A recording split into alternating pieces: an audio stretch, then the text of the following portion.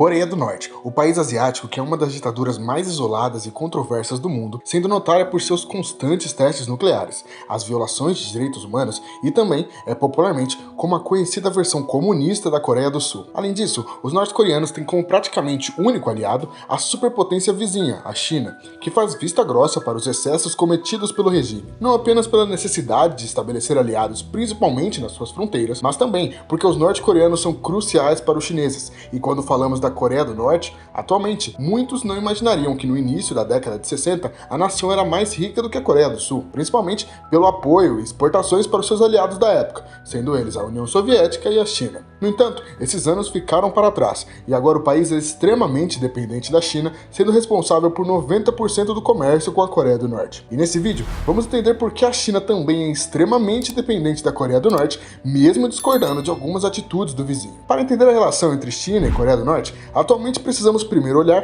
para a situação da Península Coreana após a Segunda Guerra Mundial. Naquele momento, com a derrota do Japão na Segunda Guerra, os japoneses foram forçados a ceder o controle da Coreia para os aliados em 1945, encerrando o domínio da região por 35 anos por parte dos japoneses. E assim, a União Soviética e os Estados Unidos concordaram e separaram o território da Coreia em duas partes, sendo dividida entre Coreia do Norte e do Sul. Uma instalaria o regime comunista e a do Sul, apoiada pelos Estados Unidos, o regime capitalista. Com isso, a União Soviética escolheu ele, Kim Jong-un, um guerrilheiro e notório comunista, para ser o primeiro líder da Coreia do Norte. A ideia de Kim era unificar a Península Coreana sob o regime comunista, algo que motivou a Guerra da Coreia posteriormente na década de 50. No entanto, em 1949, com a Revolução Chinesa e a ascensão ao poder do comunista Mao Tse-tung, a China iniciou a relação diplomática com a Coreia do Norte, sendo um dos principais apoiadores da guerra e mantendo uma relação próxima com os coreanos. Quem também tem que ter uma relação próxima a partir de agora é a gente. Então, já que aí embaixo já deixou o like e inscrição no canal. Desde então, as Coreias tomaram caminhos muito diferentes. Por mais que hoje seja absurdo comparar as duas Coreias, até a década de 70 ambas tinham riquezas muito parecidas, com a Coreia do Norte estando frequentemente à frente em termos de renda per capita, além do seu foco em indústria pesada no fim da Guerra da Coreia de 1953, que ajudou o país a conseguir um desenvolvimento com as exportações para a União Soviética e China, além dos subsídios desses dois países para manter o regime comunista. Entretanto, enquanto a Coreia do Sul se desenvolveu e se tornou um dos principais produtores industriais do mundo, com empresas como Consul, LG e Hyundai atingindo patamares internacionais, a Coreia do Norte ficou para trás, entrando em estagnação a partir da década de 80, que se intensificou muito na década de 90 com o colapso da União Soviética e a abertura internacional da Rússia e da China. Além do fim dos subsídios para a Coreia do Norte, esses fatores somados à falta de recursos para a atividade agrícola e um conjunto de desastres naturais que atingiram fortemente a economia e causaram uma grande fome norte-coreana, com estimativas indicando a morte de mais de 3,5 milhões de pessoas. Logo, um país com pouquíssimos aliados, alvo de sanções internacionais, indústrias defasadas e com pouca tecnologia, viu a sua economia entrar em declínio, que nunca mais se recuperaria. Para se ter uma ideia, atualmente o PIB per capita sul-coreano é cerca de 32 vezes maior do que o do Norte. E esse fato não ocorre pela ausência de riquezas na Coreia do Norte, pois na realidade, o Norte possui a maior parte dos recursos naturais da Península Coreana, com estimativas indicando que os recursos podem chegar a até 10 trilhões de dólares, o que seria cerca de 20 vezes o disponível na Coreia do Sul. Contudo, devido à falta de tecnologia e infraestrutura adequada para explorar esses recursos, eles continuam muito insuficientes, salvo algumas exportações de ferro, aço e alguns minérios, mas notoriamente o carvão mineral com a China, recebendo quase 100% dessas exportações. Atualmente, não é um exagero dizer que a China sustenta sozinho o regime norte-coreano, pois apesar da ausência de informações oficiais, há uma certeza de que a China é o seu principal parceiro comercial. Em 2019, antes do fechamento das fronteiras norte-coreanas com a pandemia, foi estimado que 90% do seu comércio é realizado com a China, mas esses dados devem ser tomados com cautela, pois exclui o comércio de serviços e atividades ilícitas na fronteira e a ajuda não declarada.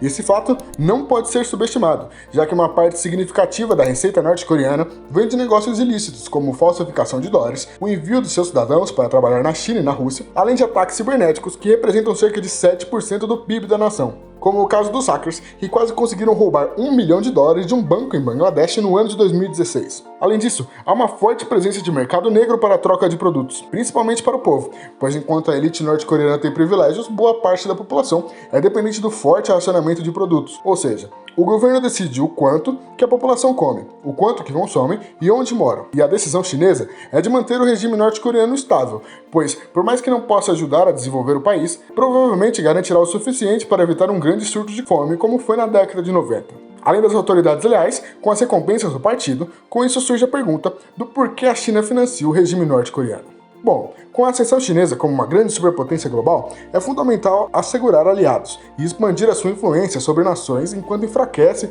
a rede de alianças dos Estados Unidos, seu inimigo. Assim, como a União Soviética financiava a Coreia do Norte, a China faz o mesmo, pois sabe que independentemente de mais uma possível aproximação dos Estados Unidos e a Coreia do Norte ser improvável, o regime norte-coreano mantendo boas relações com os americanos seria catastrófico. E agora, com uma nova Guerra Fria em curso entre as duas maiores potências mundiais, é essencial para a China manter a Coreia do Norte sob seu controle, para poder focar em outras questões políticas. Um exemplo disso é o fracasso da cúpula de Hanoi, em 2019, quando o ex-presidente americano Donald Trump e o líder norte-coreano Kim concordaram em se encontrar, mas não chegaram a um acordo sobre o fim das sanções sobre a Coreia do Norte e uma possível desnuclearização do país. Além disso, a preocupação estratégica da China é manter a península fora das mãos dos Estados Unidos no geral, e a constante posição dura americana em relação à Coreia do Norte já está causando divisões dentro da própria política da Coreia do Sul. Pois enquanto algumas correntes políticas concordam com a posição do seu principal aliado, outros acreditam que os Estados Unidos estão apenas usando a Coreia do Sul para competir com a China, e não querem resolver a questão da península coreana com um diálogo mais pacífico, para levar uma paz duradoura para a região como um todo. E esse atrito pode acabar beneficiando a China no longo prazo, principalmente se ocorrerem desgastes na relação entre o Sul e os Estados Unidos. Mas não é só a China que está preocupada com os Estados Unidos não, o contrário também vale. Se liga nesse vídeo aí no card que você pode assistir depois desse aqui sobre como a China planeja superar os Estados Unidos. É válido citar que apesar de apoiar economicamente a Coreia do Norte, a China desaprova a nuclearização do país, pois os norte-coreanos frequentemente testam mísseis balísticos intercontinentais, algo que atrai atenção desnecessária e justifica uma maior presença militar dos Estados Unidos na região. Tanto que em 2017, os diplomatas chineses não apenas apoiaram as sanções americanas à Coreia do Norte no ano, mas também pressionaram a Rússia para votar a favor. Todavia, mesmo com a rebeldia do vizinho para a China, é interessante que as Coreias se mantenham divididas, pois em uma eventual reunificação, naturalmente o Sul iria dominar toda a península coreana, ou seja, os Estados Unidos iriam aumentar sua influência na região e possivelmente aumentariam a quantidade de tropas americanas na fronteira chinesa.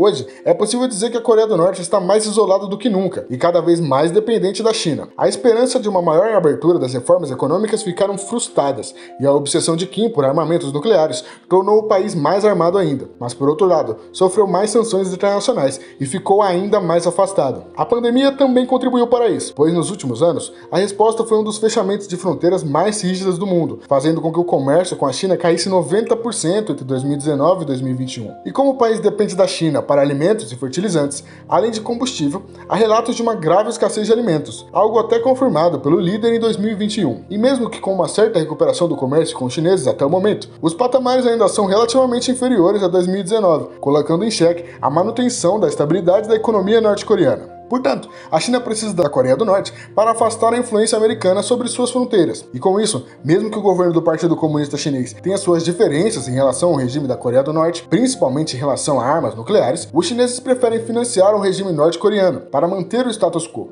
e assim evitar uma instabilidade ainda maior, pois a eventual reunificação das Coreias poderia futuramente representar problemas ainda maiores para a China. E aí, o que acha? Será que logo logo a gente vai ter uma Coreia só? Deixa sua opinião aí nos comentários, porque eu vou ficando por aqui e até a próxima, pessoal!